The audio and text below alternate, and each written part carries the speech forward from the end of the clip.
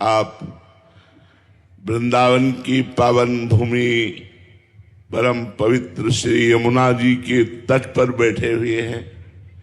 आप कृपा करके दर्शन देने आए, कृपा करके वृंदावन का लाभ लेने आए, इसलिए सबको मन से नमस्कार है, प्रणाम है। मनुष्य जन्म बड़ा दुर्लभ कहा गया है शास्त्रों में। दुर्लभो मानुषो देहो देही नाम क्षण भंगुरा तत्रापि दुर्लभम मन्येत वैकुंठ प्रिय दर्शनम। मनुष्य देह बड़ा दुर्लभ है। महाराज निमि ने नौ योगेश्वरों से प्रार्थना की, मनुष्य देह बड़ा दुर्लभ है, पर ये क्षण भंगुर है, किसी समय भी मर सकते हो। कोई भी घटना, कोई भी रोग, कोई भी निमित्त बन सकता है और आपका शरीर नष्ट हो सकता है। क्षण भंगुरा। इस दुर्लभ देह की दुर्लभता है। तत्रापि दुर्लभम मन्येत वैकुंठ प्रिय दर्शनम। भगवान श्री हरि के प्रेम करने वाले प्रेमी संतों का दर्शन दुर्लभ है। ये बात महाराज जी मैंने कही। संतों के दर्शन से क्या लाभ मिलता है? पहले तो गोस्वामी जी ने कहा, संत दरस जिम पातक टरई। दूसरी बात कही, संत संग अपवर्ग कर कामी भव कर पंथ। दो बात कही। जिनकी संतों पर भगवत बुद्धि है उनको ये लाभ मिलेगा कि उनका जन्म मरण मिट जाएगा। संत संग अपवर्ग कर, अपवर्ग माने मोक्ष। और जिनकी साधारण श्रद्धा है उनके पाप नष्ट हो जाएंगे। संत दरस जिम पातक टरई। इसलिए कहा तत्रापि दुर्लभम मन्येत वैकुंठ प्रिय दर्शनम। भगवान श्री हरि के प्रेमी जनों का दर्शन प्राप्त होना, उनका संभाषण प्राप्त होना। अब मनुष्य जन्म की दुर्लभता को हम सार्थक कैसे करें? हमारा मनुष्य जन्म लेना सार्थक हो गया कैसे? तो गोकर्ण जी ने अपने पिता को उपदेश किया, धर्मम भजस्व सततम त्यज लोक धर्मान सेवन सदा साधु पुरुषं जहि काम तृष्णाम अन्यस्य दोष गुण चिंतन मासु त्यक्त्वा सेवा कथा रस महो नितराम पिबत्वम। सदैव धर्म का भजन करना चाहिए। भजन माने होता सेवन, सेवन माने धर्म को धारण करना चाहिए। हमारा शास्त्र क्या कहता है, हमें मनुष्य जन्म लेकर कैसे आचरण करने चाहिए, ये जब ज्ञान होता है तब धर्म का पालन होता है। धर्म किसे कहते हैं? जिसे शास्त्र और संत आदेश करते हैं करो, उसे धर्म कहते हैं। अधर्म किसे कहते हैं?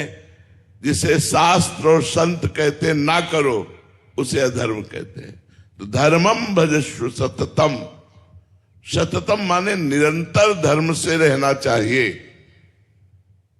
तो धर्म तो बहुत है। पत्नी का धर्म है पति की आज्ञा का पालन करना, पुत्र का धर्म है माता पिता की सेवा करना, पिता का धर्म है पुत्र आदि की सेवा। तो क्या इससे भगवत प्राप्ति हो जाएगी? बोले नहीं, इस धर्म का फल है भागवत धर्म को धारण करना। धर्मम भजस्व सततम त्यज लोक धर्मान। इन लोक धर्मों का त्याग करके भागवत धर्म का पालन करो। बोले भागवत धर्म क्या है? मन से, वचन से, अहंकार से, इंद्रियों से, अनेक जन्मों के स्वभाववश जो जो कर्म बने वो भगवान को अर्पित कर दिए जाएं, भगवान के लिए किए जाएं और भगवान का नाम जप किया जाए। बोले तो बड़ा कठिन है, तो बोले संतों का संग करो। धर्मम भजस्व सततम त्यज लोक धर्मान सेवन सदा साधु पुरुषन। लोक धर्म का त्याग करके भागवत धर्म में चलना ये बड़ा कठिन है, लेकिन इस कठिनता की पूर्ति जो संत समागम करते रहते हैं उनको हो जाती है। उनमें इतना आत्मबल आ जाता है कि संसार का मोह त्याग करके, अज्ञान त्याग करके भगवत धर्म में चलने लगते हैं। संतों का सेवन करें। तो आगे लिखा कि संतों का सेवन करने में सावधानी क्या रखनी है? बोले जय काम तृष्णाम। ये कामना और तृष्णा, तृष्णा कहते हैं भोगे हुए विषय को पुनः भोगने की इच्छा, और कामना कहते हैं सुने हुए देखे हुए भोगों को भोगने की इच्छा। जब तक कामना लेकर संतों के पास जाओगे, तृष्णा भोगे हुए भोगों को पुनः भोगने की इच्छा लेकर के जाओगे, तब तक भगवत प्राप्ति में बड़ी बाधा है, क्योंकि कामना की पूर्ति हो जाएगी और आपका मन भगवान से हट जाएगा, भगवान में नहीं लगेगा। जैसे भागवत में एक प्रसंग आता है चित्रकेतु राजा का। देवर्षि नारद जी और अंगिरा जी बड़े महात्मा हैं। इन्होंने उन पर कृपा करने के लिए उनके घर पधारे, पर उनके अंदर कामना थी। उन्होंने अपनी कामना रखी कि मुझे पुत्र की प्राप्ति हो। आए थे भगवत प्राप्ति कराने, लेकिन जब पुत्र की प्राप्ति की बात कही तो देवर्षि नारद जी अंगिरा जी ने कहा ठीक है, तथास्तु ऐसा ही हो, पुत्र होगा, पर तुम्हें हर्ष और शोक की प्राप्ति होगी। वो इस बात को नहीं समझ पाए। पुत्र हुआ, बहुत सी रानियां थी, उनमें अन्य रानियों को ईर्ष्या हुई कि अब राजा तो बड़ी रानी के पास ही जाते हैं। जब से पुत्र हुआ तो पुत्र को जहर दे दिया, वो मर गया। हर्ष और शोक, पैदा हुआ तो हर्ष, मरा तो शोक। जब वो व्याकुल थे तब फिर देवर्षि नारद जी और अंगिरा जी आए और उनकी व्याकुलता को दूर करने के लिए उस जीवात्मा को बुलाया और कहा देखो तुम्हारे माता पिता बड़े दुखी हो रहे हैं। उस जीवात्मा ने कहा कौन किसका माता पिता? कई बार ये हमारा पुत्र बन चुका है, कई बार कौन क्या बन चुका है, हमारा इससे कोई संबंध नहीं। उनके मोह का नाश हुआ, तब उनको उपदेश किया और वो महाभागवत बन गए। तो जो भागवत धर्म है वो संतों के संग से प्राप्त होता है, पर संत संग का लाभ तभी मिल पाता है जब अन्य कामना और तृष्णा का त्याग हो जाए। तो कहा धर्मम भजस्व सततम त्यज लोक धर्मान सेवन सदा साधु पुरुषन जय काम तृष्णाम अन्यस्य दोष गुण चिंतन मासु त्यक्त्वा। दूसरे के गुण दोषों का चिंतन करना त्याग देना चाहिए। यदि साधना में परिपक्वता लानी है, यदि अपने पुण्य बचाने हैं, तो कभी किसी की निंदा ना करे, किसी का दोष दर्शन न करे। और गुण भी मायाकृत हैं, इसलिए हम गुणों से प्रभावित नहीं होते। सुनो तात मायाकृत गुण दोष अनेक, गुण या उभय न देखी देखी सो अविवेक। ये गुण दोष में संसार रचा हुआ है, इसमें हम सब में भगवान को देखने की चेष्टा करें, गुण दोष की नहीं। तो बोले इतनी सामर्थ्य कैसे आएगी कि हम किसी के गुण ना देखें, किसी के दोष ना देखें? बोले सेवा कथा रस महो नितराम पिबत्वम।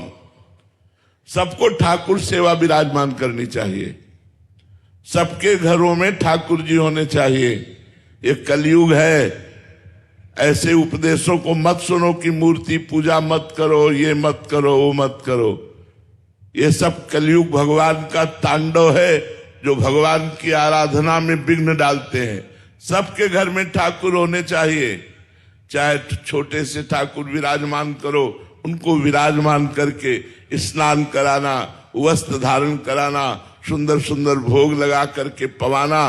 अगर ऐसा करोगे तो निश्चित आपके पाप नष्ट हो जाएंगे, भगवत प्राप्ति होगी। क्योंकि भागवत कहती सेवा कथा रस्म हो नितराम पिबत्वम।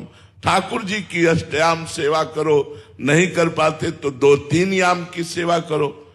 और कथा रोज भगवान की चर्चा सुननी चाहिए। इसके लिए कोई समस्या नहीं है, मोबाइल है, आप किसी भी संत भगवान की चर्चा सर्च करके सुन सकते हैं। तो सेवा कथा रस्म हो नितराम पिबत्वम। ठाकुर जी की सेवा हो और भगवान की कथा सुनने को मिले और रोज नाम जप करने को। नाम जप का नियम ले लो। कलयुग भगवान की कृपा से काउंटर चल गया है। तुम्हारे तुलसी की माला लेकर जपने में यदि सुविधा नहीं लग रही है तो काउंटर रख लो, राधा राधा राधा राधा। जो नाम तुम्हें प्रिय हो वो खूब नाम जप करो, या जो गुरु जी ने दिया है खूब नाम जप करो। इसी से तुम्हारा मंगल होगा। गुरु पूजा केवल वस्तुओं से नहीं होती। गुरु को तुम्हारा मन चाहिए। सच्ची मानिए, हम हृदय से कह रहे हैं, हमें तुमसे कुछ नहीं चाहिए, कोई सांसारिक वस्तु नहीं चाहिए, हमें तुम्हारा मन चाहिए। यदि तुम हमारी बात मान जाओ और मन से राधा राधा राधा वल्लभ श्री हरिवंश, राधा वल्लभ श्री हरिवंश रटो, गुरु पूजा हो गई। ये करना चाहिए। बाह्य वस्तुओं से भी पूजा। फल पुष्पत्रम पुष्पम फलम तोयम ये में भक्ता प्रेक्षति, गीता जी में लिखा है। पत्र पुष्प फल तो जो कुछ है वो गुरु के चरणों में समर्पित करके ये भी पूजा की जाती है। लेकिन सर्वोपम पूजा है गुरु को मन दे देना। इसलिए मन से नाम जप करो, तन से सांसारिक कर्तव्य कर्म का पालन करते हुए उसे कृष्णार्पणम वस्तु करो।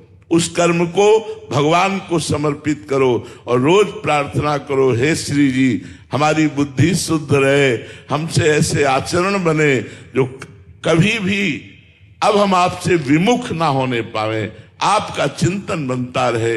यही जीवन का परम लाभ है। खूब नाम जप करो, कोई नशा मत करो, कोई गंदे आचरण मत करो। श्री राधा वल्लभ लाल की।